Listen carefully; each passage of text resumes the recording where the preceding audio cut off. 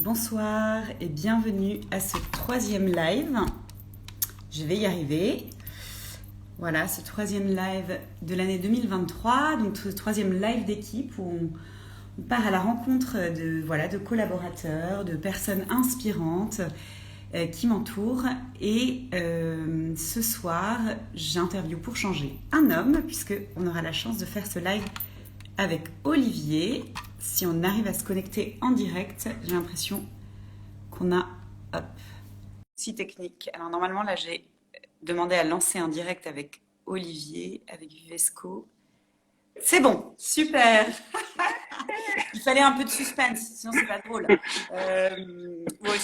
Merci Olivier d'être là et je te rassure, Merci à toi. on a eu le même suspense avec Priscille la dernière fois. Je pense qu'on s'y est pris à 5 fois. Donc voilà, je vais m'habituer à ce petit stress de démarrage. Donc merci à tous ceux qui nous suivent et puis ceux qui nous suivront en replay. Donc je suis ravie de t'accueillir. Tu sais que tu es le premier homme à participer à ces lives inspirants. Non pas qu'il n'y ait pas d'hommes d'inspirants, il y en a beaucoup, mais je suis heureux que tu ouvres la marche. Merci Je à suis toi. heureuse de ça. Et voilà, je vais d'abord te proposer peut-être de te présenter, de dire un petit peu qui tu es, ce que tu fais. Et puis on continuera notre échange pour mieux découvrir en fait tout ce que tu proposes et puis ton parcours. Très bien. Bon, si jamais je suis un peu trop long, tu me le dis. Ouais, je te ferai un petit signe de la main. Très bien. Donc, Mais je suis sûre j'ai que ce cinq. sera passionnant. Écoute, souhaitons-le en tous les cas. J'ai 55 ans, je suis marié, je suis à la fois père d'une multitude, hein, voilà, en lien avec mes activités professionnelles essentiellement. Voilà. Je suis catholique aussi, j'ai pas baigné dans la foi depuis Olivier, plus moi fort. je t'entends pas très très bien, donc si tu peux parler un tout petit peu plus fort ou je sais pas si tu as un D'accord, micro, voilà, ok. pour que tout le monde puisse entendre. Ouais, Est-ce que merci. là tu m'entends mieux? Ouais, mais c'est assez calme, c'est assez léger comme son. Pourtant, j'ai mis au max le téléphone, donc je sais pas si c'est. Ouais. D'accord. Bon, Un, deux, un, deux, un, vas-y, deux. Un, deux, un, deux. Est-ce que ça va mieux comme ça ou pas? ouais, je t'entends, ça grésille un petit peu, mais du coup, je vais me taire D'accord. pour qu'on t'entende bien. Voilà. Vas-y, je te laisse reprendre. Sinon j'enlève les écouteurs et on fait autrement, hein. Ouais, on peut faire. Tentons sans les écouteurs pour voir si éventuellement ça marche mieux. Ouais. Tu m'entends, toi? Alors là, j'ai plus du tout de son. Pardon. J'ai plus du tout de son, Olivier. Ah oui, c'est la connexion. Bon. Excusez-moi hein, pour tous ceux qui nous suivent en direct. Ouais, c'est top, super. C'est mieux comme ça? Ouais, c'est parfait, on entend mieux. Donc voilà, Ok. désolée pour ces petits démarrages, c'est la joie de l'artisanat. Et du coup, Olivier, peut-être que tu peux reprendre. Donc, tu expliquais qui tu étais. Ok. Donc je disais que j'ai 55 ans, je suis marié, je suis comme je dis, le père d'une multitude en fait d'enfants liés à mes activités professionnelles. Voilà, je suis catholique, j'ai pas baigné dans la foi chrétienne durant mon enfance, mais j'ai été baptisé en fait. Hein, voilà. Et mon engagement est venu plus tard. Donc je suis ingénieur de formation et durant ma première partie de vie, j'ai eu un parcours, on pourrait dire riche, varié, plutôt brillant en rapport avec le milieu dont j'étais issu, on va le dire comme ça. Milieu assez modeste, d'abord en tant que cadre dans un grand groupe industriel et puis ensuite en tant que consultant dans un cabinet de conseil international, KPMG pour pas le nommer. Voilà. Et j'étais sûrement un enfant précoce, zèbre, indigo, je dirais, compte tenu de ce parcours et de l'écosystème de départ, je dirais. Voilà. Mais c'est à 33 ans, et peut-être on y reviendra sûrement, que se sont posées pour moi des questions essentielles et existentielles qui m'ont amené à une reconversion professionnelle et en la centrant spécifiquement sur l'humain à ce moment-là. Donc d'abord en tant que coach, donc je suis coach auprès de particuliers en entreprise depuis une vingtaine d'années, plutôt centré sur les projets professionnels, la vocation personnel des dirigeants, leur transformation personnelle, le leadership, voilà. Et plus précisément le servant leadership, voilà. Puis j'ai fondé Révélatio, qui est un cabinet qui accompagne on va dire les leaders, la croissance des leaders, éclairés et inspirants ou engagés au service du bien commun. Voilà. D'autre part, je suis psychopraticien. J'exerce en cabinet depuis une quinzaine d'années. Voilà, je me qualifie de spécialiste de la psychothérapie des profondeurs. Voilà, plutôt centré sur la guérison et l'édification de notre enfant intérieur. J'accompagne principalement les adultes et les couples. Je co-anime des groupes de thérapie, voilà, et puis je suis en phase, vu l'âge que j'ai un peu, de transmettre maintenant mes connaissances et mon expérience, on va dire, au travers de conférences, de formation ou alors de supervision individuelle et collective. Voilà. Donc pour Révélatio, c'était, si vous voulez avoir le site, c'est révélatio.co. Je remettrai tous les liens voilà. Quand je posterai notre live. Je remettrai tous les liens pour que tout le monde puisse aller consulter. Voilà. Mais vas-y, voilà. Vas-y. C'est olivierlantenne.fr. Et puis, il y a depuis 8 ans à peu près, j'interviens dans de nombreux cadres, en fait, en chambre de guérison, plutôt en milieu chrétien, dans des congrès, des festivals, des paroisses en France et à l'étranger, tout autant comme priant autour de la guérison, de la délivrance, etc. Mais aussi en tant on va dire prédicateur itinérant, je le mets comme ça un peu. Je ne fais pas partie d'une communauté, mais voilà, tous les cas, et je témoigne. Et puis organisateur de veillées aussi chrétienne. Voilà, j'ai été formé aussi à l'accompagnement spirituel ignatien et j'ai fondé depuis 1 an une école de vie chrétienne avec un collectif de laïcs dont Sophie Galitzine que tu as reçue il y a 15 jours. Ouais, voilà. Qui est en train de nous suivre. D'accord, fais attention. Donc, moi, je regarde l'écran qui est face à moi, qui est comédienne, danseuse, art-thérapeute, voilà, que tu connais bien aussi. Voilà, les propositions de Vivesco, elles se situent, pour faire simple et schématique, après la guérison, c'est-à-dire qu'elle soit psy ou spi, et avant la mission. Là, il y a un creux, je trouvais. Et en fait, j'avais envie de proposer avec d'autres personnes, bien évidemment, des stages immersifs ou des parcours expérientiels de croissance, je dirais, spirituelle et personnelle, principalement autour de 3 thèmes. L'édification, la vocation et l'union à Dieu. L'édification, c'est tout ce qui est la libération et le déploiement des potentiels des personnes, leurs talents, leurs dons, le féminin, le masculin, etc. La vocation, bien évidemment, c'est autour de la vocation personnelle plutôt. Hein, voilà. Et l'union à Dieu, c'est apprendre à être conduit par l'Esprit Saint au quotidien, vivre le royaume au quotidien, en soi, à tout moment, voilà, uni, habité de Dieu, mu par lui, pour le faire advenir dans ce monde. Voilà. Merci. Et ça, c'est vivesco.org. Ouais, merci Olivier. On va en reparler des stages. Je me permets du coup de faire un petit éclairage peut-être pour ceux qui nous suivent. Alors, il y en a qui doivent être sans doute de milieu chrétien et d'autres pas. L'idée, c'est que beaucoup de gens vont dans le monde spirituel et le monde du développement personnel d'abord avec un désir de guérison. Souvent, c'est en mettant le doigt sur une blessure, un blocage dans leur vie qu'ils y plongent. Et si je comprends bien, tu me corrigeras si c'est le cas. Souvent, il manque une étape, c'est-à-dire que les gens ont tendance à plonger, voilà, par ce biais de la guérison, qui est une belle, qui a une belle porte, j'allais dire. Je suis en train de préparer une conférence sur Marie-Madeleine. Marie-Madeleine, c'est ça, c'est exactement ça.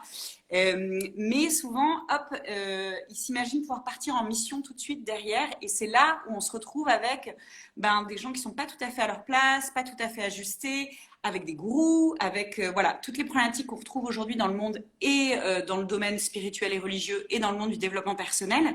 Et toi, ce que tu proposes, c'est vraiment de travailler sur ce temps d'ancrage et d'enracinement, entre autres, puisque tu accompagnes aussi la suite. Et toi, tu l'enracines dans une anthropologie chrétienne et dans l'expérience de ta foi en Christ, puisque c'est ton chemin. Mais tes parcours sont ouverts à tous. C'est-à-dire que voilà, ils sont ouverts à tous, baptisés, non baptisés. C'est ça ? Oui. Oui, c'est-à-dire qu'il y en a en fait, on va pas pouvoir faire l'économie, on en reparlera sûrement, mais quand on fait le chemin, pourquoi les gens cherchent la guérison? Parce qu'ils cherchent à être eux-mêmes. Donc en fait, le parcours de tout être humain, c'est quitter celui qu'on a construit, pour faire simple, hein, par nécessité, le moi, pour devenir l'être que nous sommes authentiquement. Et dans ce retour vers ce jeu, on rencontre obligatoirement Dieu. C'est-à-dire notre je suis est à côté du je suis à l'intérieur de nous. Donc, quoi qu'il en soit, cette édification à un moment donné, même si elle peut être que psychologique ou par le développement personnel, la libération des talents, etc., se posera la question à un moment donné de poursuivre ce chemin parce avec l'ouverture de notre esprit à un esprit qui est plus grand que nous, quoi qu'il en soit. Donc la quête spirituelle arrivera de toute façon après avoir travaillé sur ses blessures. Après, chacun choisit son chemin, bien évidemment, mais moi, c'est dans cette anthropologie-là que je m'inscris, effectivement. Ouais, et c'est important et on y reviendra. Et c'est peut-être intéressant de pouvoir dire que toi, tu as découvert et embrasé cette anthropologie à un âge adulte. C'est-à-dire que t'as d'abord cherché ailleurs, non, avant de faire de faire j'ai pas envie de parler de conversion parce que j'ai l'impression que la conversion c'est tout le temps, mais Oui, oui. comment tu l'appellerais toi?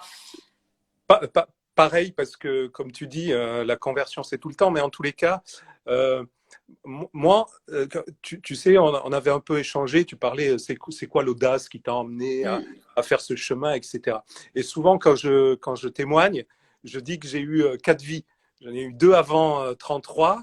Voilà, j'y reviendrai sûrement. Ensuite, j'ai passé 14 ans presque, de 33 à 47, un chemin de guérison et d'édification, autant Mm.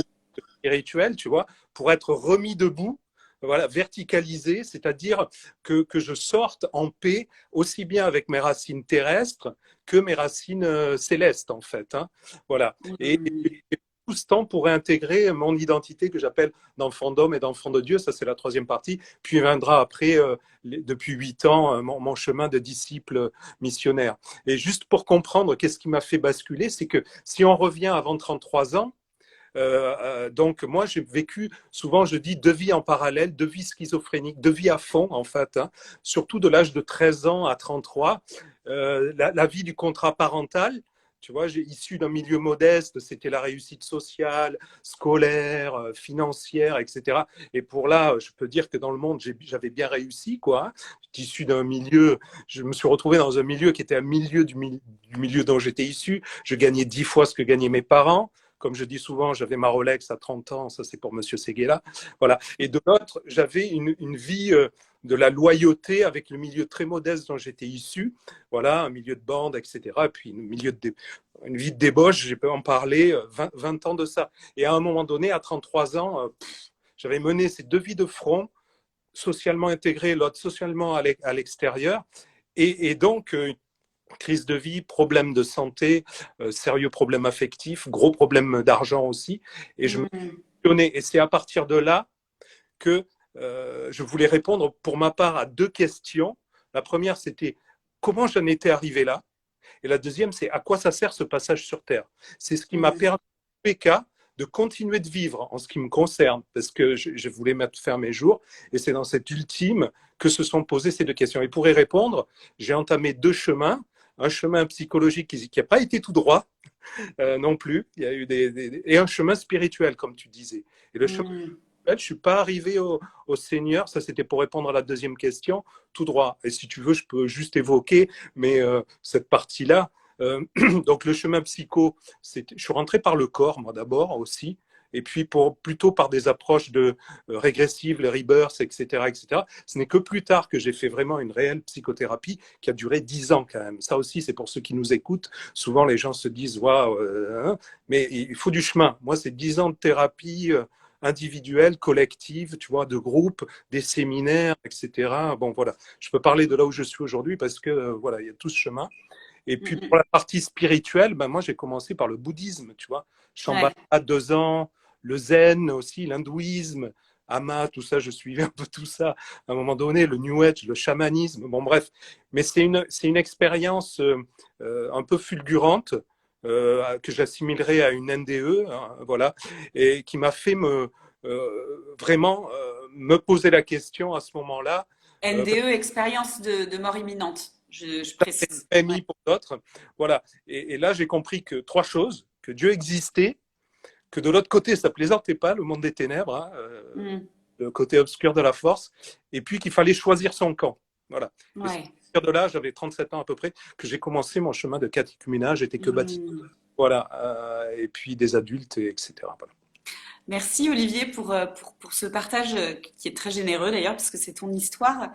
Moi, ce qui me touche dans ce que tu dis, c'est que ce long chemin de thérapie qui a duré 10 ans et puis le chemin qui a précédé, parce qu'en fait, ce que je trouve beau et ce que ton parcours illustre, c'est que, pardon, c'est une citation de Christiane Singer, mais elle dit, voilà, la générosité divine fait feu de tout bois. C'est-à-dire que même ta pratique aujourd'hui, elle reprend peut-être des étapes par lesquelles tu es passé, qui sont purifiés, hein, mais des outils Ouais. voilà, que tu es allé chercher. Et c'est ce qui fait aussi la richesse de ton parcours. Donc, chez toi, il y a beaucoup d'outils et on reviendra dessus. On va parler de tes outils un peu principaux, mais il y a aussi cet ancrage profond. Et peut-être que je permets, moi, de donner ma perception hein, de ça, te connaissant un peu. C'est que tu as à la fois cette ouverture mystique qui est liée à ton côté, ce que tu disais, enfant zèbre, hypersensible, enfin bon, bref, si on veut pas remettre tous les labels, mais en tout cas, voilà, cette ouverture à l'invisible qui est presque parfois sensorielle, je dirais, enfin en tout cas qui est très ouverte. Et en même temps, tu as un enracinement spirituel, tu as fait des exercices de discernement ignatien, enfin, tu t'es inscrit dans toute la tradition de l'Église qui donne un ancrage et qui fait redescendre dans la durée, le silence, la contemplation, le discernement au quotidien dans les petites choses.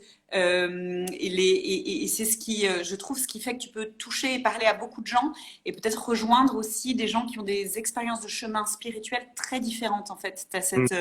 je pense, cette souplesse et cette capacité de rejoindre. Voilà, aujourd'hui, j'allais dire dans l'Église ou même chez les chrétiens en général, il y a beaucoup de sensibilité. Ben, je pense que toi, c'est cette qualité de pouvoir effectivement aller chercher chacun dans ce qu'il expérimente. Voilà. Euh, donc, je vais enchaîner parce qu'après, je voudrais qu'on parle effectivement de tes outils, voilà, enfin, de ce qu'on a parlé, des fondamentaux que tu utilises.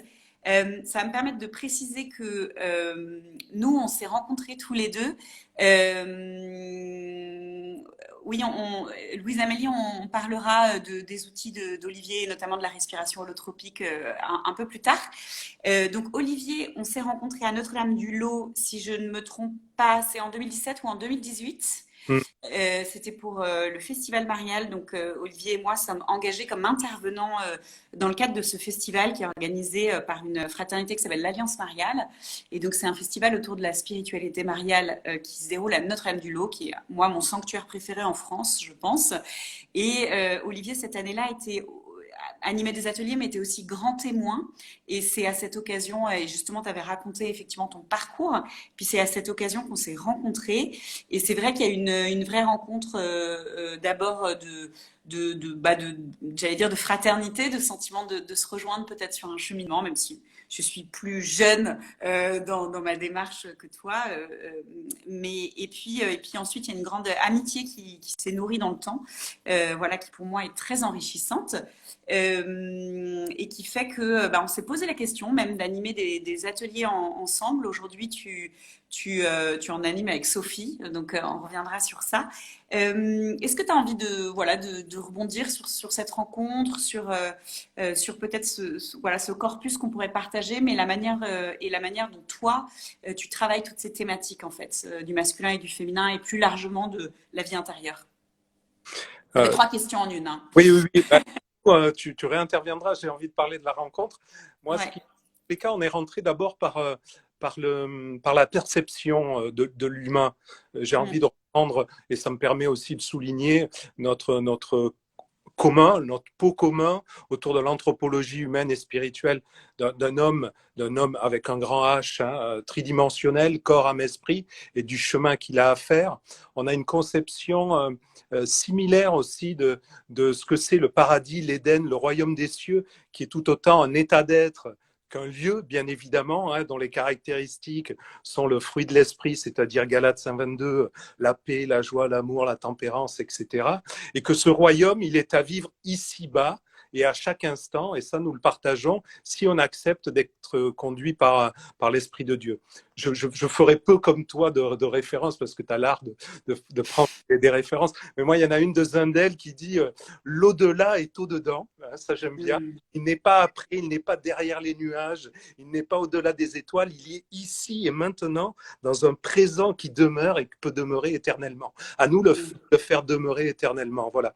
Et donc, c'est l'enjeu vraiment de chaque chrétien de vivre ultimement, bien évidemment, après la voie purgative de la guérison, après la voie illuminative de l'édification, il y a la voie unitive, on dit, voilà, habiter, uni à Dieu en toute situation, pour sortir un peu de la dichotomie que je caricature quelquefois entre vie profane, vie sacrée, sortir du bon catho pour être un vrai chrétien, quoi, voilà. Et donc, ça, c'est par la... Je dirais sortir du bon croyant pour élargir peut-être à Ouais, d'autres qui nous oui, suivent, tout à fait. pour être un vivant. Oui, oui, tout à fait. J'y reviendrai aussi peut-être, voilà.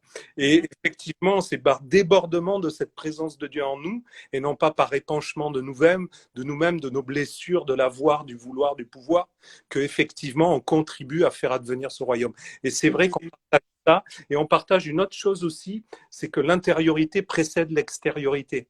L'être précède le faire, le recevoir précède l'offrir, le féminin précède le masculin, et on a en commun aussi cette conception du principe féminin et du principe masculin qui est à l'intérieur de chaque être humain, quel que soit le genre, bien évidemment.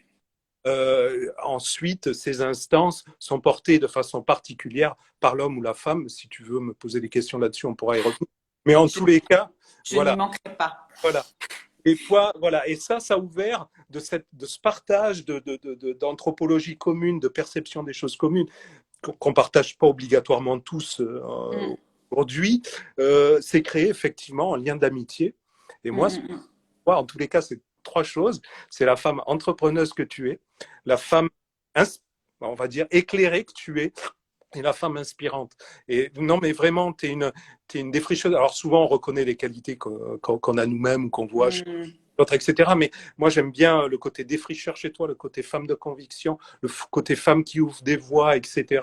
J'aime bien le côté éclairé aussi. Tu es une femme de prière, une femme orante, une femme chercheuse de Dieu, et ça me plaît aussi. Et puis, tu es inspirante parce que je pense que tu inspires aujourd'hui par le message, par les enseignements et par ce que tu offres, vraiment pour des jeunes filles et des femmes, quelque chose de merveilleux, ce que tu offres et tu partages ce que tu as reçu, et j'aime cela. Voilà. Puis, tu es femme mondaine, c'est une femme vraie, donc youpi. Merci Olivier, je suis touchée. À chaque fois, je plaisante en disant le but c'est de mettre en lumière mes invités plus que moi, mais ça me touche beaucoup, d'autant que chacun de nos échanges sont aussi pour moi tellement enrichissants, tellement inspirants, que ça me fait grandir. Et pour moi, c'est le signe d'une vraie amitié, une amitié qui fait grandir. Donc je te remercie pour ta confiance et voilà, beaucoup de joie à te connaître et ta chère épouse aussi. Qui est venue enrichir notre amitié aussi. Merci beaucoup Olivier, et ça me permet, je trouve ça beau que tu parles de cette question de l'intériorité, du masculin et du féminin. Ça me permet de te poser cette question et on va pouvoir répondre petit à petit à la question de Louise Amélie, mais j'ai d'abord envie, avant des outils plus que tu utilises en séminaire, de parler plutôt de ton cadre en fait de référence, que sont cette famille intérieure. Je ne sais pas si tu l'appelles comme ça, mais voilà, est-ce que tu peux les nommer? Est-ce que tu peux expliquer voilà, peut-être d'où ça vient, comment tu l'utilises, peut-être que ça vient de toi d'ailleurs, et d'éclairer un peu chaque notion. Alors, effectivement, pourquoi j'en suis arrivé là à conceptualiser comme ça? Alors, on pourrait dire, il y a une partie d'analyse transactionnelle, il y a une partie de ce qui existe, des lectures que j'ai pu faire sur l'enfant intérieur. Il y en a très peu, mais c'est surtout qu'à un moment donné, jungien, moi, la persona, l'ombre, même si ça a du sens, hein, l'anima, animus, tout ça, ça parle pas aux gens. Donc, il n'y a pas mieux que de dire on a vécu dans un écosystème, il est venu s'imprégner en nous et on le rejoue, on le répète, ou on s'y oppose, ou on le répare. Mais voilà, et effectivement, j'ai eu besoin de représenter le monde intérieur, qui était très simple pour les gens ensuite, pour comprendre comment ça fonctionnait à l'intérieur. Et ça fonctionne comme ça. On pourrait dire qu'à l'intérieur, il y a 5 instances majeures. Voilà. Il y a un enfant intérieur, il y a des parents intérieurs, un père, une mère, et il y a un couple intérieur, un féminin, un masculin. En gros, une famille, effectivement. Et l'enfant intérieur, je pourrais dire que lui, il porte toutes les facultés liées à la liberté, la créativité, l'adaptation, l'émerveillement, le lien au divin, etc. Et des qualités telles que l'obéissance, l'innocence, la virginité, la vulnérabilité, l'abandon, l'oblation, le don de soi. En fait, tout notre trésor de potentiel, en fait, qui fait notre unicité aussi. On verra qu'il y a deux versants aussi, un versant blessé, un versant vivifiant, mais ça, on verra après. Les instances de parents, c'est assez simple. Il y a du maternel, du paternel. Ils ont été construits pas obligatoirement par papa et maman, parce que papa peut porter la fonction maternelle, maman aussi. Peu importe comment ça s'est construit, mais en tous les cas, en nous, il y a une mère qui nourrit, qui soigne et qui valorise, une dimension. Ça, c'est l'instance maternelle. Et il y a un père. On pourra y revenir ou pas, peut-être on n'aura pas le temps, mais lui, il a une fonction très particulière, souvent oubliée. Il révèle ce qui est mortifère, il sépare du mortifère, il protège, il crée un cadre, il accompagne dans ce cadre et il guide. Voilà, ça c'est les fonctions du paternel. Et ces deux fonctions maternelles et paternelles sont au service de la préservation de la vie et de l'accompagnement de la vie. D'accord ? Est-ce que, tu dirais que le paternel c'est la loi et le maternel c'est l'amour? L'amour, oui.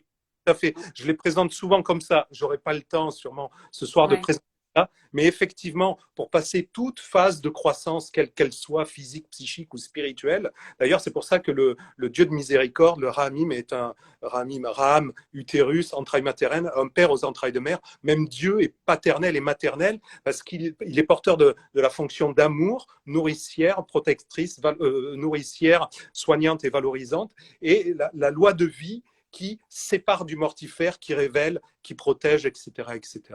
Donc, ça, amour et loi de vie, effectivement. Et puis, en amont de ça, avant qu'on puisse s'occuper d'un enfant à accompagner, d'un projet, d'une création, c'est-à-dire mobiliser les instances paternelles et maternelles, il y a celles qui ont créé, celles qui ont fécondé un enfant, un projet, etc. Et pour ça, c'est le couple intérieur.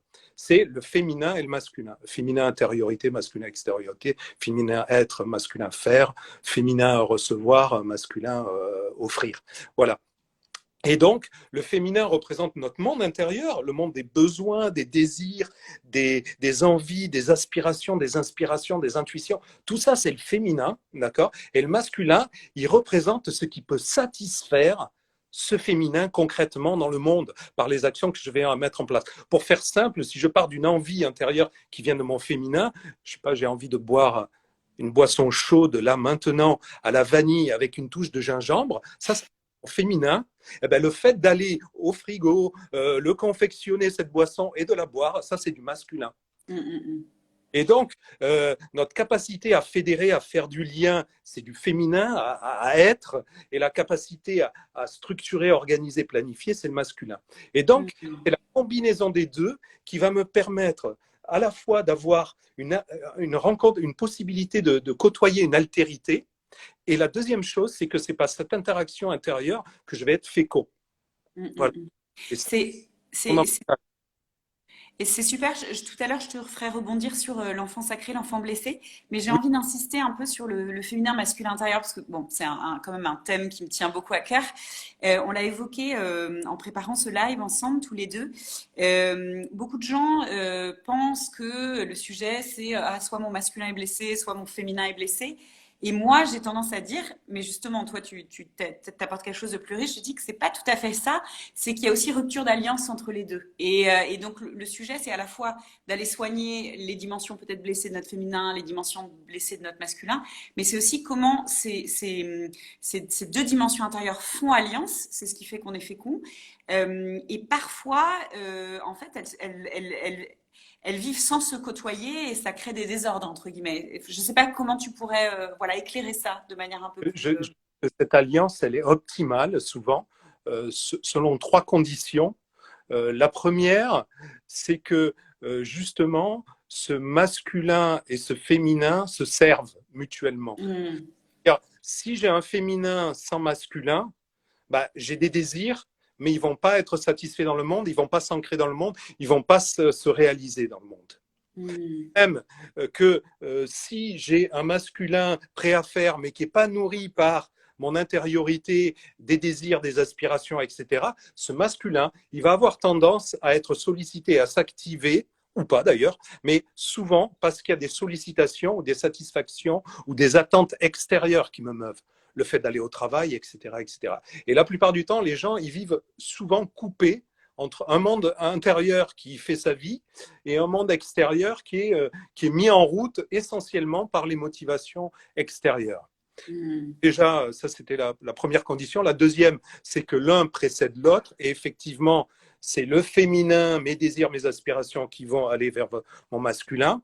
Et la troisième des choses, c'est que ils ne doivent pas être en excès ni l'un ni l'autre. C'est-à-dire ils sont souvent blessés. Donc, soit j'ai un féminin down, c'est-à-dire coupé de mes désirs, hein, soit un féminin inflationniste. C'est-à-dire, je fantasme, je déréalise, je me fais des projets immenses, etc., mais qui ne sont pas en lien. Ça, c'est vraiment le féminin blessé. Où je plane aussi dans le mystico, gélatineux, j'allais dire, pardon, mais... Tout à fait. Ouais. De l'autre côté, on peut avoir un masculin aussi pas efficient, c'est-à-dire soit passif, soit hyperactif aussi. Donc, à la fois l'alliance, à la fois la connexion entre les deux, à la fois l'un qui précède l'autre, le féminin précède le masculin, et à la fois pas en excès. Voilà. Et c'est ce qui fait que voilà, on peut avoir une belle alliance entre le féminin et le masculin, qui ouvrira d'ailleurs, je le dis, à un bon équilibre aussi dans le couple. C'est-à-dire que si son couple intérieur, il est assez équilibré, bien évidemment, on vivra mieux et on participera mieux de l'édification du couple extérieur. Et je ne parle même pas de l'alliance avec Dieu qui aussi va être rééquilibrée aussi. Mais bon, bah. J'ai souvenir d'un de nos premiers échanges, Olivier, après notre rencontre au lot, où tu m'avais dit cette phrase, il faut que ton masculin soit amoureux de ton féminin et ton féminin soit amoureux de ton masculin. Et j'avais gardé ça en tête. Je ne sais pas si je l'ai redit dans mes sessions et formations, mais j'y pense souvent. Voilà, est-ce qu'il y a cet amour intérieur voilà, Oui, entre la belle qui aurait des désirs ajustés, ni en trop, ni en pas assez, pas inflationniste, etc., mais qui ne peut rien sans l'homme, le masculin au sens du masculin intérieur, pour mettre en œuvre, satisfaire ses désirs, etc. Et le masculin pourrait être le chevalier au service de sa belle, voilà, qui est prêt à la servir, mais qui, lui, ne peut aller dans le monde que si il est nourri des désirs, des besoins et des aspirations ajustées de sa belle. Olivier, avant qu'on aborde l'enfant sacré, l'enfant blessé, je voudrais juste qu'on poursuive sur ce masculin-féminin. Ce qui est intéressant, donc on parle de masculin-féminin intérieur, on porte tous ces deux dimensions, ce qui nous permet un peu de sortir des stéréotypes de genre, entre guillemets. Le sujet n'est pas que la femme soit à l'intérieur et l'homme à l'extérieur, c'est pas tout à fait ça. Et pour autant, ça ne nous entraîne pas dans la confusion des genres, la théorie du genre, la fluidité des genres, entre guillemets, qui n'est pas du tout ton postulat. Enfin, c'est pas le mien non plus d'ailleurs, même si on risque de déplaire. Comment tu illustres ça et qu'est-ce que justement un homme qui va être en paix dans cette alliance du masculin et féminin intérieur, comment ça va agir sur son identité d'homme et de même pour une femme? Mais peut-être que tu pourras en parler en tant qu'homme parce que c'est intéressant. Oui, mais c'est la même chose pour la femme. C'est-à-dire que pour moi, la spécificité de l'homme au sens genré du terme, c'est qu'il a un chemin particulier pour intégrer, incarner et transmettre la dimension à la fois masculine et paternelle. C'est un peu comme si, d'un point de vue de son identité physique, psychologique et spirituelle, il était garant de l'incarnation et de la transmission de ces deux dimensions, masculine et paternelle, en tant que modèle ou repère au cœur du monde, justement, sur ces trois plans, physique, psychique et spirituel, pour pas que ce soit mélangé, justement. Donc, il a une responsabilité. Il peut tout autant porter la dimension féminine et maternelle, mais il est garant, c'est sa responsabilité de l'incarner et de le transmettre, la dimension masculine et paternelle, en tant que modèle pour le monde extérieur. Et c'est pareil pour la femme, qui est garante de l'incarnation et de la transmission de la dimension féminine de l'être et de la dimension maternelle en tant que modèle et référent pour le monde. C'est ce que moi j'aime bien dire, j'aime bien utiliser le mot d'icône visible. Voilà. Oui, la femme donne à contempler ce féminin dont elle n'est pas la seule dépositaire. Heureusement que les hommes sont aussi dépositaires du féminin. Et l'homme donne à contempler le masculin. J'aime beaucoup comment on parle. Du coup, je reprendrai. Merci Olivier. Est-ce que tu peux, justement, on peut parler de ces dimensions enfant sacré, enfant blessé. Moi, je trouve ça passionnant et je me dis si on a un peu de temps pour, voilà, étayer. Là, on a parlé du masculin féminin, mais j'ai l'impression qu'un de tes grandes thématiques, c'est comment, voilà, redonner, refaire cette alliance en fait entre l'enfant sacré et l'enfant blessé en nous aussi. Voilà, j'ai pas un parti pris parce que à partir du moment où il y a une famille, je peux tout autant parler des parents blessés et des parents Mm. sacrés, du couple blessé, du couple sacré, de la famille et de l'enfant aussi. Donc, ce que je veux dire en nous, c'est comme si notre âme était divisée, la partie psychique et ou, enfin, le duo âme-esprit, mais essentiellement la partie psyché-âme qui va on va dire de l'expression de nos émotions jusqu'à nos pensées, etc. Voilà, tout ce qui fait la psyché, la pensée, la réflexion. Alors, il y en a qui le mettent dans l'esprit, l'intelligence, la mémoire, la volonté. Je ne vais pas rentrer là-dedans, mais en tous les cas, tout ça, c'est comme si c'était divisé. Il y a une part immaculée qui n'est pas touchée et il y a une part qui a été blessée. Alors, je ne vais pas rentrer dans le détail non plus des blessures. Mm. D'abord celle collective qu'on récupère, l'orgueil de l'homme, ce qui est dès la conception, on récupère les blessures transgénérationnelles, les blessures de notre conception à notre fin d'adolescence, voilà.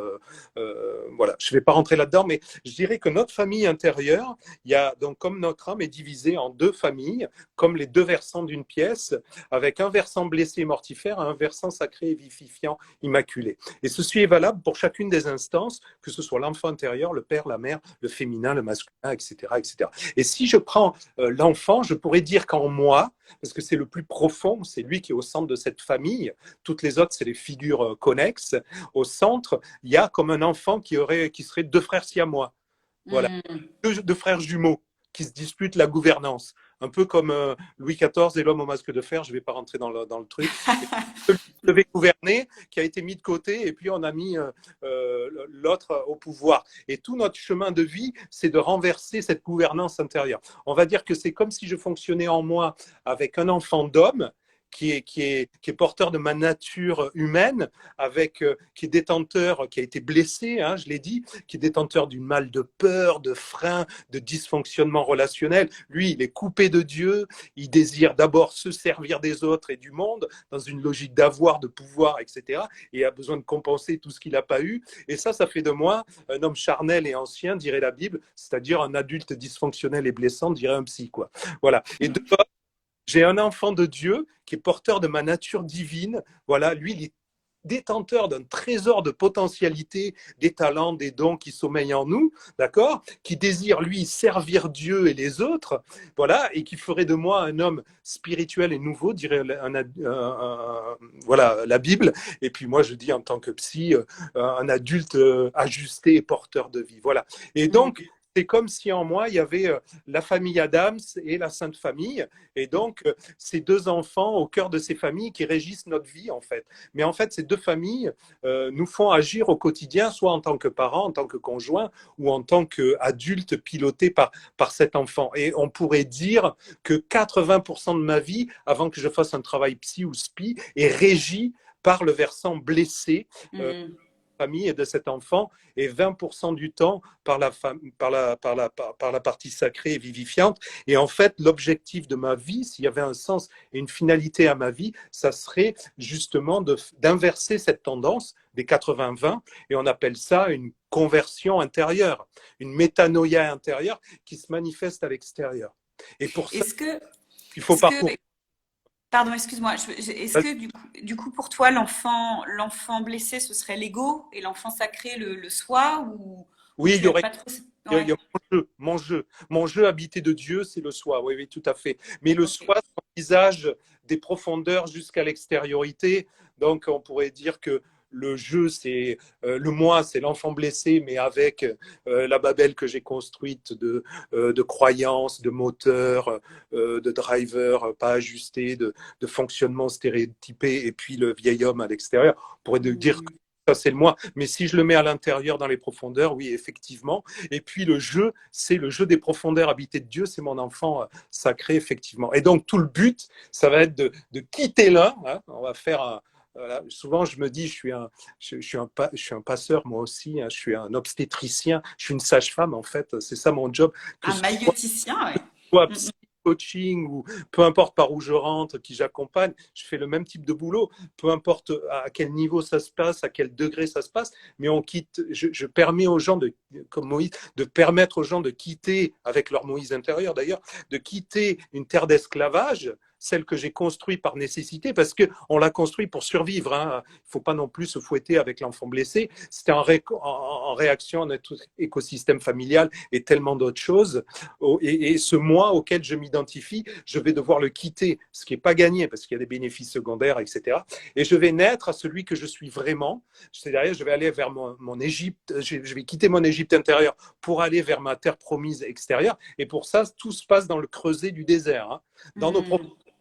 voilà, on pourrait en parler des heures aussi, dans ce Ouais. col de l'utérus intérieur où justement l'enfant blessé va commencer à se guérir et on pourrait voir comment. Et puis progressivement, par effet de vase communicant, l'enfant sacré va prendre le vide laissé par l'enfant blessé. Et c'est comme ça que s'inverse notre âme et le pilotage et la gouvernance de notre être en fait. Voilà, entre un enfant blessé et un enfant sacré.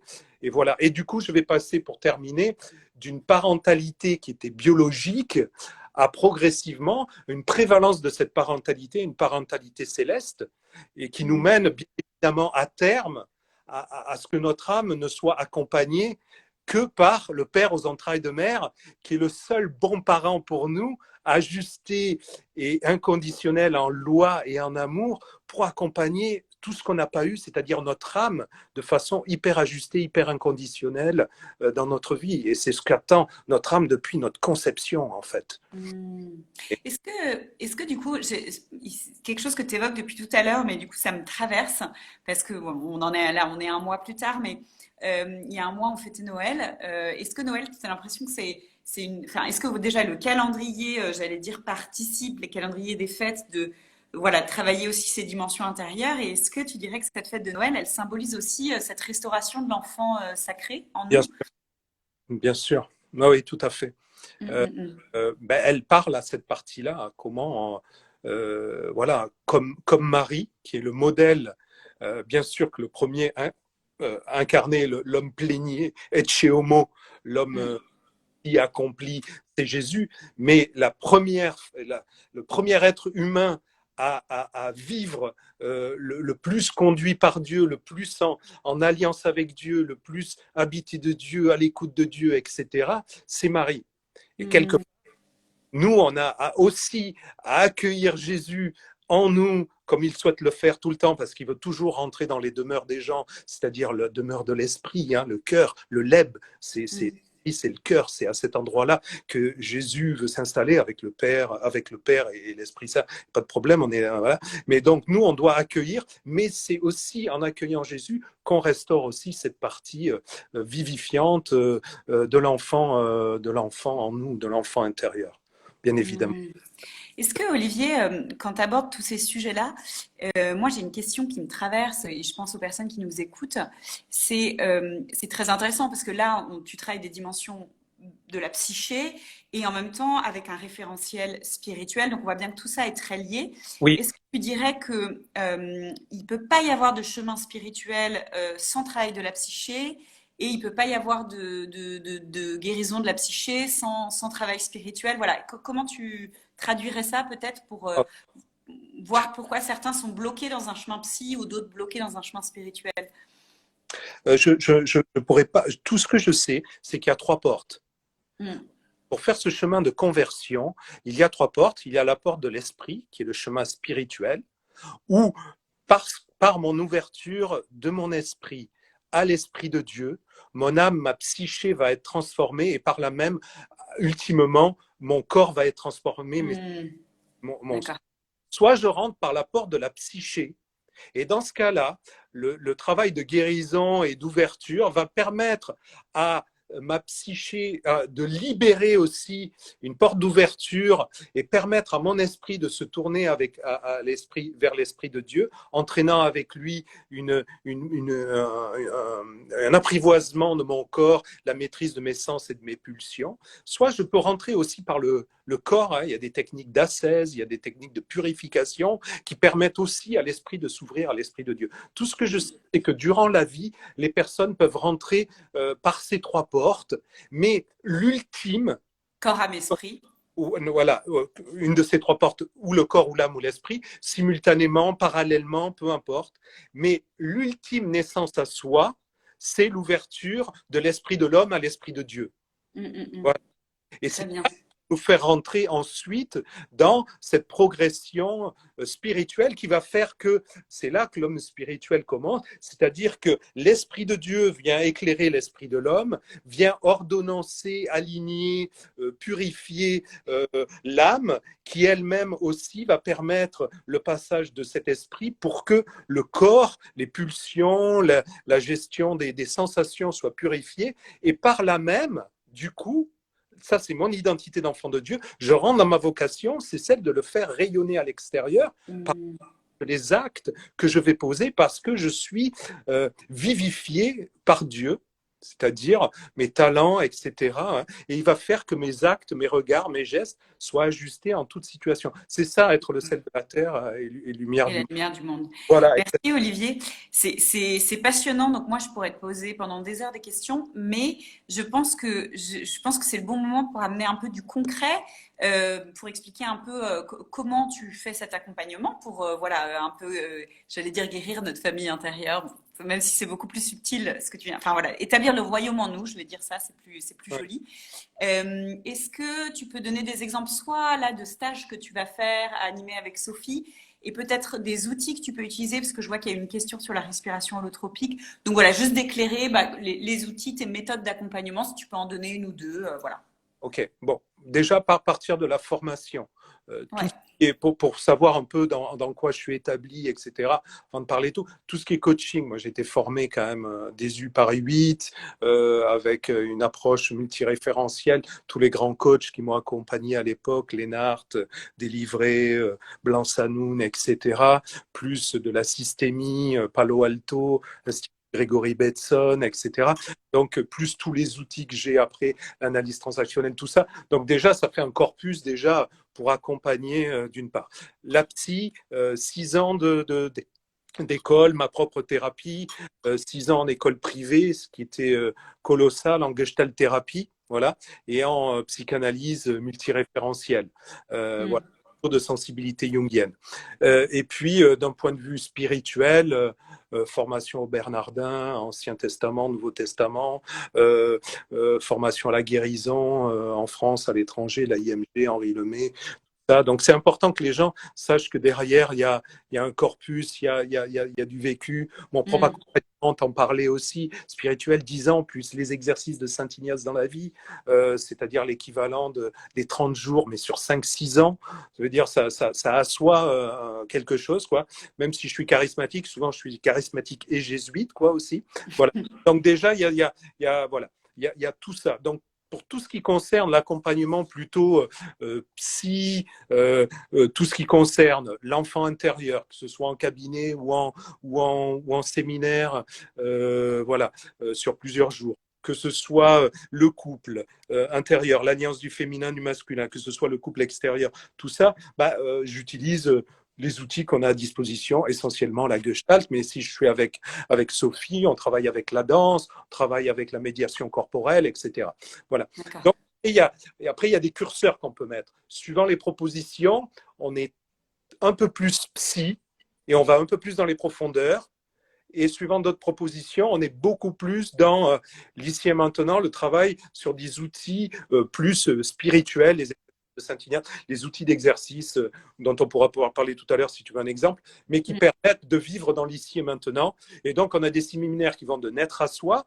On utilise des techniques un peu régressives, un peu profondes, type respiration holotropique, qui est complètement juste une respiration qui met dans un état modifié de conscience, comme on utiliserait d'autres, la danse ou peu importe, qui met un état façon, dès qu'on commence à se mettre en mouvement avec le corps ou une respiration, en état ou qu'on fait juste fermer les yeux, en étant modifié de conscience. Donc, on peut chanter un peu le cerveau. Le but, c'est chanter le contrôle pour accéder à des choses qui sont un peu plus à l'intérieur. On pourrait dire que le rêve est un état modifié de conscience plus. On essaye de trouver ce truc-là pour aller puiser de la matière au fond, aussi bien la matière blessée qui a besoin d'être guérie et mise à l'extérieur que la matière sacrée qui a besoin d'être propulsée. Voilà, en nous. Donc, voilà pour les outils. Voilà. Ensuite, si je rentre dans le détail, on a vu le féminin, masculin, donc on a vu un peu tout à l'heure, l'enfant intérieur. L'idée, c'est de descendre un peu dans les profondeurs pour permettre, quand on descend dans les profondeurs, de permettre à l'enfant qui a été blessé d'exprimer, c'est-à-dire de mettre à l'extérieur toute la cuve malsaine d'émotions toxiques, tristesse, peur et colère. C'est parce que c'est par l'expression de ça, la mise à l'extérieur de ça par rapport à son histoire, qu'on peut commencer à libérer de la place en réalité, que la bascule se fait à l'intérieur. Ensuite, il y a tout ce qui a trait donc on a vu le couple, on a vu l'enfant intérieur, il y a les thématiques de la parentalité, on l'a vu. Tout ce qui a trait à l'ici et maintenant. Aujourd'hui, moi, j'ai construit des parcours aussi bien le séminaire Vivre ici et maintenant qu'on fait avec Sophie, mais aussi moi, le parcours S'édifier pour servir, sont des parcours qui permettent, grâce à un outil que j'ai développé aussi, qui s'appelle la boussole de l'ici et maintenant, d'arriver à comprendre, à être alerté dans le quotidien quand c'est que nous fuyons ce lieu de la conscience et comment y revenir, pas uniquement par des techniques psychocorporelles, qui seraient la respiration, une visualisation, se mettre à un endroit pour revenir ici et maintenant, mais par la grâce de Dieu aussi.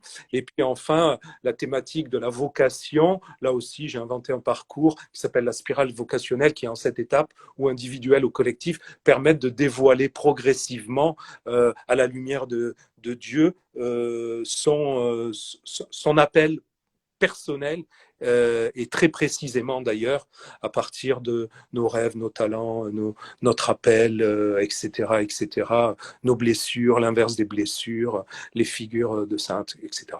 Donc, on peut être sur un versant édification au niveau psychologique, mais derrière, il y a l'anthropologie. Et après, on peut être sur des accompagnements beaucoup plus sur l'édification, le vivre ici et maintenant, le vivre dans le royaume ou la vocation avec des outils un peu plus spirituels. Voilà.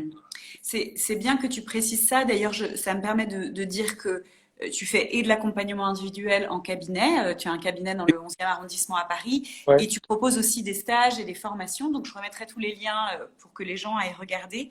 Ce qui est important dans ce que tu évoques, c'est qu'il y a peut-être une notion aussi un peu progressive dans ce que tu peux proposer. C'est-à-dire que il n'y a pas de prérequis dans les stages. En général, tu n'en proposes pas. Mais voilà, si on est au début d'un chemin de travail sur soi, peut-être pas commencer par le stage. Non, un bon point d'entrée, par exemple, c'est à la rencontre de son enfant intérieur. Ouais. Bon point d'entrée. Si après, on veut aller un peu plus dans les profondeurs, on va vers naître à soi. Si on veut poursuivre le chemin plutôt sur la libération des talents, etc., on est plutôt sur l'alliance du féminin, du masculin. On est sur le séminaire pour le couple, réenchanter le couple, qu'on va faire à Saint-Vendry en juin. Voilà. Et puis après, il y a vraiment la dimension spirituelle sur l'édification, la vie unie au Seigneur, comment on est un enfant de Dieu qui d'abord reçoit l'amour et la loi venant du Père, comment j'accepte de me transformer dans cette conversion permanente unie à Dieu, accompagné par Jésus qui a connu ça en permanence, mourir, renaître, et comment je vis en apôtre ensuite aussi en étant époux de l'Esprit Saint, conduit par lui, etc. Donc, s'édifier pour ça. C'est vraiment un parcours. Ce parcours, il peut être fait aussi à un niveau individuel par de l'accompagnement spirituel.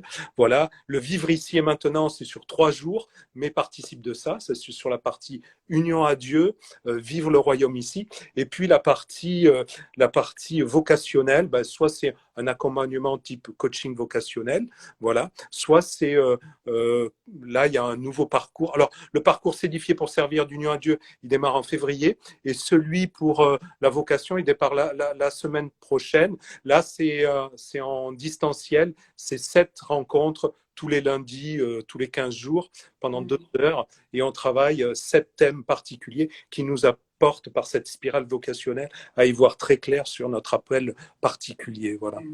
On voit bien que c'est riche, il y a beaucoup de propositions. Donc voilà, je laisserai aussi les personnes intéressées trouver ton contact. Enfin, je mettrai les liens voilà, s'ils ont envie de poser d'autres questions. Je me permets de faire une petite précision du coup, parce qu'il y avait cette question qui est arrivée au début du live sur qu'est-ce que c'est que la respiration holotropique, etc. Tu as très bien montré qu'en fait tout ça, c'est des outils. C'est-à-dire qu'en fait, j'allais dire l'enfant blessé, peut-être que je vais trahir ta pensée, mais l'enfant blessé, il est ultra dans le mental. Donc, il est là, donc il n'est pas dans l'instant présent, donc il s'échappe, là, là, là, il s'invente des histoires. L'adulte qui est piloté par lui, qui est dans le mental. Oui, l'adulte piloté par lui. En profondeur, il a été oublié par nous-mêmes. Voilà, on l'a refoulé, c'est le fruit de notre refoulement, en fait. Hein. Voilà. C'est triste et c'est tout un chemin d'aller le recontacter. C'est pas aussi simple que ça. C'est pas seulement par un outil de dialogue intérieur. Voilà. C'est des paliers d'apprivoisement, comme si on allait apprivoiser un animal abandonné, blessé, qui est seul depuis des années, au moins 40 ans minimum, ou 25 ans pour ceux qui commencent une thérapie, et on l'aime pas en plus, parce que c'est un SDF, c'est un, voilà, et il nous pourrit la vie en plus. Et on en a honte. Souvent. Et on en a honte. Et donc, du coup, réapprivoiser, et même l'adulte qu'on est, on va devoir le réapprivoiser. Parce qu'en thérapie, c'est comme si j'étais la DAS et je te ramène comme ça du jour au lendemain à Claire et je te dis, bon, écoute, tu l'as abandonné pendant 40 ans, maintenant je te le ramène. Ah bon, d'accord. Bon, mais qu'est-ce que tu fais avec quoi voilà. Donc, moi, je n'ai pas envie de rester fixé sur la respire parce que c'est un des outils parmi. Oui, en fait, c'était juste ça que je voulais préciser. Pas envie de faire tout ça, de ça. C'est réservé pour ceux qui ont vraiment besoin de faire ce chemin vers les profondeurs. Moi, je le fais en thérapie. Les gens n'ont pas besoin d'aller faire un séminaire particulier. Voilà. En fait, c'était juste ça que je voulais préciser parce que parfois les gens réagissent par rapport à un mot, un outil. Ce ne sont que des outils. Et ce que je voulais dire, c'est que c'est des outils pour descendre du mental et justement descendre dans ces couches par le corporel, par les états modifiés de conscience, et ce sont que des outils au service du cheminement. Et ce qui est important, c'est le cheminement que toi tu proposes en fait, et les outils sont pas une fin en soi en fait. D'ailleurs, en fonction, j'imagine, de tes patients ou du séminaire, tu vas utiliser des outils différents, quoi. Exactement. Mais rien qu'avec le face-à-face, la mise en scène avec la gestalt, si on fait venir les instants intérieurs, rien que ça, les gens sont voilà. Ouais, ça fait faire un gros. Et quand on voit le travail avec Sophie qu'on fait aussi par la danse, c'est d'une puissance énorme. Dès qu'on passe par le corps, qu'on laisse la mémoire du corps se manifester, ben on a tout. Il y a tout là-dedans. Il y a à la fois tout ce qu'on a à vider et tout ce qu'on a et tout le trésor qu'on a à récupérer. Voilà. La rencontre avec elle se fait aussi à cet endroit-là. Voilà. Et tu m'avais dit qu'est-ce que tu pourrais poser pour, je sais pas, mais peut-être que je te devance un petit message ou quelque chose. Voilà. Je te le redemanderai. Je vais en profiter. Je vais pas te poser toutes les questions parce on a déjà beaucoup partagé, mais ça me permet peut-être de rebondir sur ton actualité. Alors, tu as déjà évoqué toutes les séminaires et les formations, donc je reviendrai pas dessus, on mettra les liens. Mais peut-être que tu peux évoquer juste le livre qui est en cours d'impression, non, ou de publication. Oui, un livre que je porte depuis trop longtemps, d'ailleurs, plusieurs années. Donc, tu es en train d'accoucher. Je suis après terme, donc ça va pas. Mais c'est au début, la première version, c'était très autobiographique, ce que j'ai abandonné. La deuxième version a été très psy, parlait beaucoup de la famille intérieure, etc.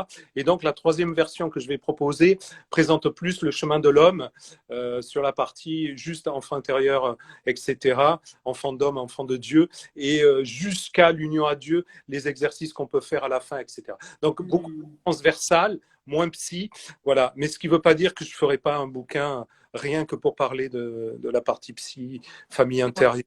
Mais du coup, ce livre, il a un titre ou pas encore Il en avait un, mais bon, voilà, je l'avais soumis à un éditeur qui m'a dit peut-être qu'il faudrait le changer. Donc, d'accord.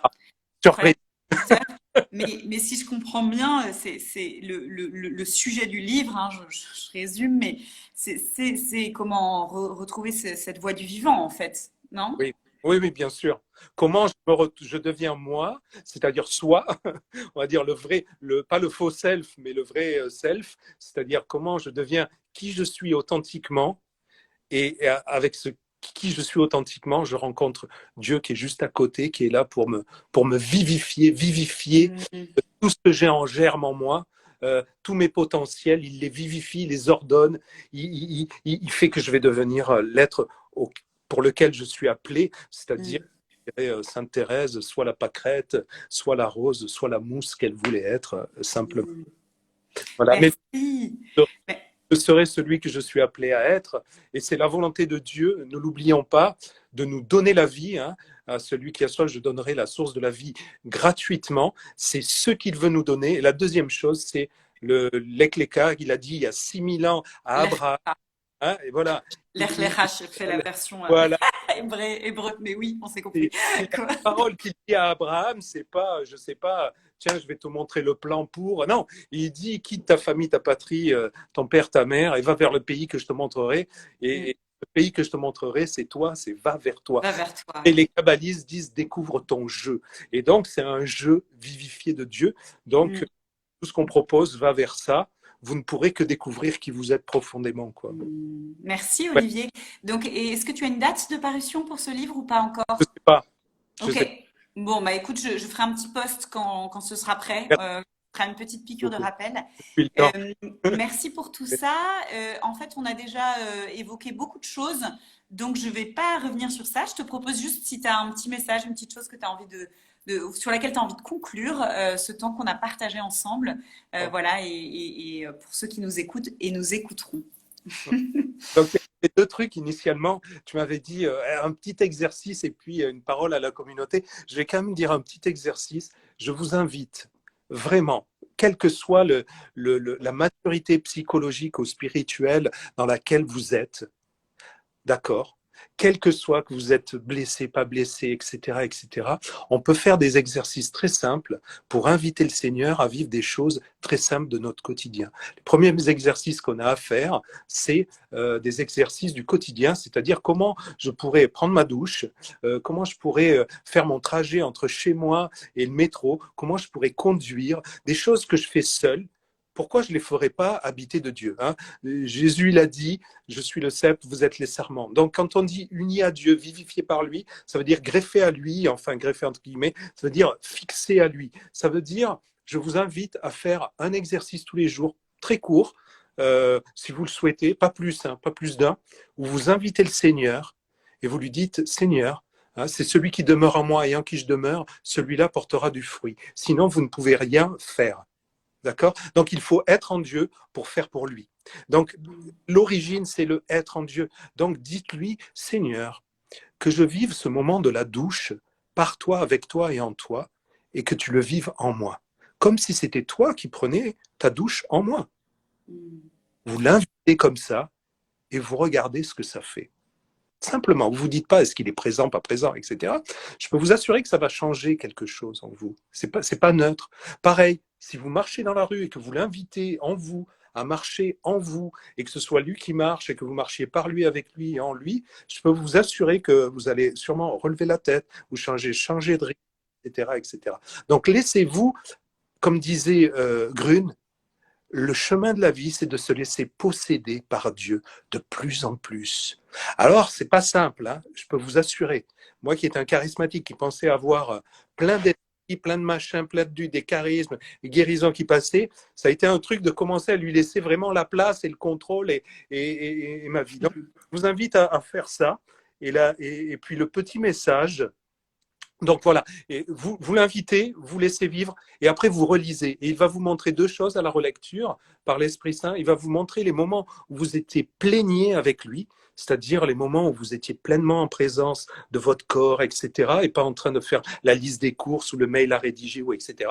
Et puis il va vous montrer les moments où vous étiez pas. Mais pas pour faire mieux la prochaine fois, juste pour voir qu'il y a une différence entre quand je fais seul et quand je fais avec lui. Bon, Hmm. et puis Et le message, oui. Non, et pour déculpabiliser, parce que je vois que ma sœur suit le live et me dit, il faudrait que je sois un peu plus réveillée le matin au moment de ma douche. En fait, l'idée, c'est de tendre vers. C'est-à-dire, c'est pas de Oui, culpabiliser de pas le faire, non, c'est non, non. vraiment de tendre vers. J'ai envie de vous dire, j'en ai fait des dizaines et des dizaines, 5 ans à faire des petits trucs comme ça tous les jours, etc. Et je peux vous dire que j'ai mis 2 ans pour changer rien que ma façon d'être au volant de ma voiture. Ça a été un Mm. lieu de sanctification pour moi énorme parce que c'était insupportable et le fait de le faire venir, etc., il a changé vraiment ma posture, ma façon d'être au volant, etc., etc. Je ne vais pas rentrer dans le détail de ça. Mm. Mais ça me touche beaucoup, Olivier, ça. Je vais te laisser après dire ton message parce que Ah non, non, mais parce que je ne peux ça pas le fait faire un trop long. an, ça fait 18 mois que je suis accompagnée, enfin, je suis accompagnée. Tu sais, moi, je les appelle ma team, j'allais dire, les grands vivants qui sont parfois déjà dans le royaume et que je n'ai pas connus des yeux de chair, mais que je connais un peu intérieurement, par une mystique nantaise qui était comédienne, qui s'appelle Gabrielle Bossis, que j'aime beaucoup, et qui, elle, avait une vie tout à fait mondaine. Elle était comédienne, elle montait sur scène, etc. Mais elle vivait vraiment une union très profonde dans son quotidien, dans sa vie de laïque, avec Jésus, qui lui parlait à l'intime et qui lui a demandé de recopier les carnets des paroles qu'elle recevait. Au début, elle y croyait pas trop, puis elle a quand même obéi. C'est très, très beau. Et en fait, tout ce que Jésus lui dit, c'est vraiment ces mots d'amour et c'est vraiment, ce que je désire, c'est vivre l'intimité avec chacun de vous et je veux être dans tous vos instants. C'est-à-dire, pensez à moi quand vous marchez, pensez à moi quand vous œuvrez. C'est comme si vous prolongiez ma vie sur la terre. Voilà ce qu'il lui dit. Et alors, pour aider, je voulais juste préciser ça. Enfin, c'est magnifique. Hein, les carnets de Gabriel Bossis s'appellent Lui et moi. Je vous invite à lire. Mais surtout, voilà, à un moment, elle a du mal à faire ça et donc il lui dit eh ben, je te propose un petit exercice. C'est un acte de foi. C'est chaque fois que tu veux te remettre dans ma présence, c'est de redire intérieurement, je sais que tu es là et je t'aime. Voilà, et de refaire ce petit acte de foi qui permettait de la remettre dans la présence soin. Et moi, j'ai envie de proposer un peu plus loin. C'est pas simplement je sais que tu es là, parce qu'il est déjà là. Je Mm.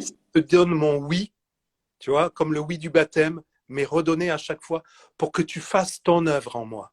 C'est-à-dire Mm. que le mouvement de vie vienne de toi et qu'il irrigue tout ce qui me constitue, qu'il ordonne la mise en ordre afin que je sois vraiment ce vitrail qui rayonne spécifiquement une partie, une parcelle de qui tu es, une facette de Jésus parmi les 7 milliards que nous sommes aujourd'hui, Mm. etc. Merci Olivier. Est-ce que tu as un petit mot de la fin avant qu'on ne se quitte? Le petit mot de la fin, je me suis dit, il faudrait que je pense à quelque chose. En fait, c'est un mot à la fois d'espoir et de responsabilité. Mot d'espoir, c'est de dire que ben voilà, la vie, c'est-à-dire Dieu, l'amour, est vainqueur de toute forme de mort, de la haine, de la peur, Mm. des heures, etc. Et ça, c'est gagné, c'est acquis. Et ne croyez pas que c'est juste une question de temps pour vous et pour l'humanité. Mais Mm. c'est acquis. Jésus, Dieu est venu s'incarner. Voilà, il est venu. L'amour s'est incarné, la vie s'est incarnée. Voilà, on a voulu la détruire et elle a été ressuscitée par le Père jusque dans la matière. Donc Dieu veut faire cette œuvre pour vous jusque dans la matière, c'est-à-dire jusque dans vos cellules, transformer tout votre être afin que vous soyez vraiment ces vases débordants ou ces photophores. Voilà. Donc ça, c'est acquis. Le problème, c'est que c'est juste une question de temps. Pour nous, ça met du temps, hein, et pour l'humanité. Mais bon, pour Dieu, 1 an égale 1000 ans, un jour égale 1000 ans, et 1000 ans égale un jour. Donc, voilà, ça c'est le mot d'espoir.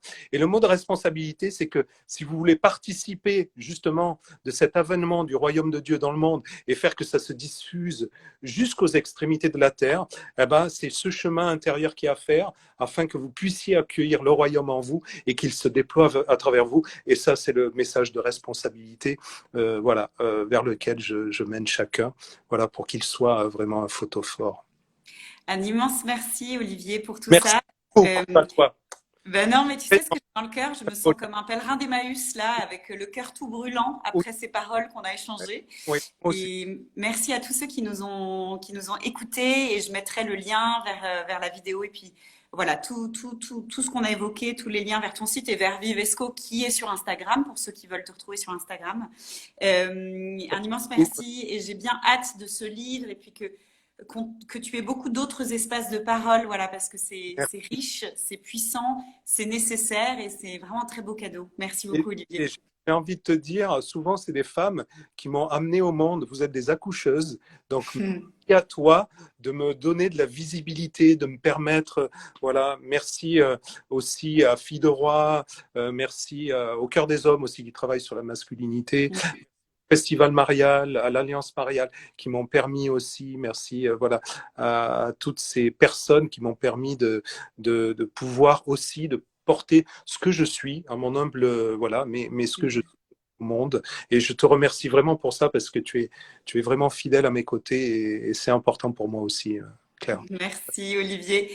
Bonne soirée à tous. Je vous embrasse. Bonne soirée, Olivier. Un immense merci. Merci, au revoir.